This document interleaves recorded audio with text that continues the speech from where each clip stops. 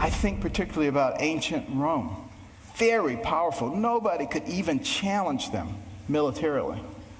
But what happened to them? They destroyed themselves from within. Moral decay, fiscal irresponsibility. They destroyed themselves. And if you don't think that can happen to America, you get out your books and you start reading. Boy, that guy lighted up airwaves, huh? Before the shock doc who took on the president, the shock out of California that is shaking the signature achievement of the president. The problem? They don't have enough doctors to hand to the doctor who didn't have a problem slamming health care spending just feet from the president of the United States. We spend a lot of money on health care, twice as much per capita as anybody else in the world, and yet not very efficient. Well, Dr. Ben Carson is the director of pediatric surgery over at Johns Hopkins. Doctor, very good to have you. What did the president say to you after your remarks, doctor? He came over to me and said that appreciated my speech and that he admired me and shook my hand and didn't squeeze it too hard. It was very good. What do you mean he didn't squeeze it too hard? It was just like one of these fish kind of handshakes? It was a good handshake. You know, many of your critics, doctor, on the liberal side have said you were just trying to showboat for an occasion. A number of Democratic legislators have said as much. But you argue not so, right? No. What we need to do is we need to be able to discuss intelligent ways of solving the multitudinous problems that threaten to destroy our nation. And there are a group of people who would like to silence everybody and have everybody go along to get along, but that's not going to be very helpful for us in the long run in terms of solving our problems. And somebody has to be courageous enough to actually stand up to, the bullies. You know, I think what made you stand out a little bit, doctor, is you were not a fire breather. I mean, you're an accomplished, well-respected, internationally renowned doctor. And you had one of the most prestigious departments in all of medicine at one of the most prestigious schools in all of medicine. Having said that, why did you take it upon yourself to go beyond just medical policy and talk about tax policy? What were you getting at? Well, one of the things that I also said during the speech is there will be some people who will say, but you're a doctor, a neurosurgeon, you should be sticking to that. And I mentioned the fact that 5 physicians signed the Declaration of Independence and were involved in the framing of the Constitution and the Bill of Rights and several other things.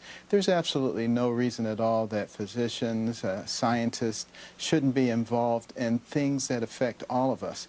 We're people who've learned how to make decisions based on facts, empirical data, rather than on ideology. And one of the geniuses, one of the real things that made us a great nation is that we brought people from all backgrounds into the legislative process so that all of us would be able to place our interests there, and we've gone significantly away from that. And no one ever says to a lawyer, why are you getting involved in this and that and the other? I don't see why they would say it to a physician. We have more education than anyone else in society. They sometimes say that even about TV anchors weighing in on these issues. I don't know what it is, doctor. But I was focused, sir, on the reaction you were getting from the president as you were making your remarks. Did you know or did you suspect what you were saying was going, as we're watching this, jibe him a little bit? Well, there's no question that he has advocated, basically a policy of tax the rich.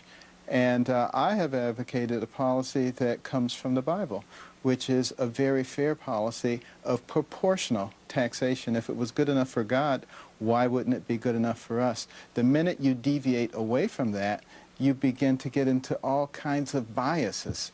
And one could legitimately make the argument that the rich pay too many taxes. The top 1% pays 37% of the taxes. The top 5%, 59% of the taxes, but they don't make that much of the income. One could make that argument. It depends on your philosophical disposition, which argument you're going to make, but you take those arguments away as soon as you go to a proportional tax. I believe that's the reason God did it. You know, when the president came up with the health care initiative, legislation, and now law, he argued that many, many doctors supported it, and that the overwhelming majority that he contacted and dealt with and discussed it with supported it. What do you think of that? How many, you obviously know the medical profession better than myself, or certainly the president. I mean, how would you gauge reaction among your fellow doctors? Well, I know a lot of doctors. I work with a lot of doctors, and I didn't find a lot of support for it. I found a lot of people who were really quite disappointed with and it. what bothered to put them, it quite doctor? mildly. What was it that caused them the greatest concern? Well, first of all, it's an expansion of the bureaucracy. You know, what do you need for good health care? You need a patient and you need a doctor. Along comes the middleman to facilitate the relationship, and it has become this mammoth creature that completely controls everything and isn't really even necessary. You know, when it got into the bigger issue of this sort of class warfare, for lack of a better term, doctor, that's when I really focused on the president. We've sort of focused on just his reaction as you were talking about this. I want you to focus on this and then react to it. I know you can't see it, I believe, from your vantage point. I'll suffice it to say that our viewers at home will be able to engage his not too pleasant reaction to what you were saying. Let's take a peek at this. Well, you know, You make $10 billion, you put in $1 billion. You make $10, you put in 1. Of course, you got to get rid of the loopholes. But now some people say, well, that's not fair because it doesn't hurt the guy who made $10 billion as much as the guy who made 10. Where does it say you have to hurt the guy? He just put $1 billion in the pot. You know, we don't need to hurt him. I got the feeling looking at that, doctor, and you were there, I wasn't, that he figured, who got this guy on the dais and who got this guy to speak?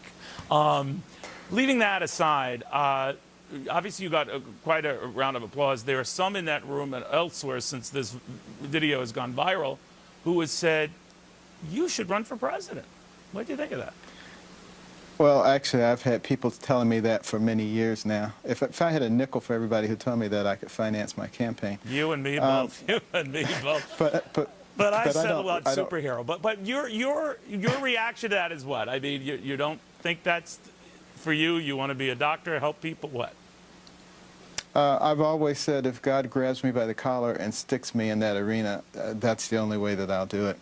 No, I'm actually going to retire in June from surgery. I will still teach, I will still be involved, but I'm going to retire from surgery.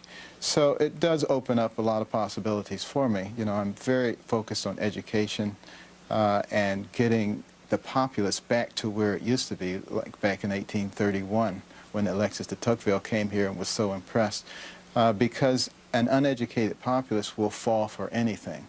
And if you go and you talk to most people, they mean well, but they don't have much of a breadth of education, of knowledge, of understanding what the real issues are.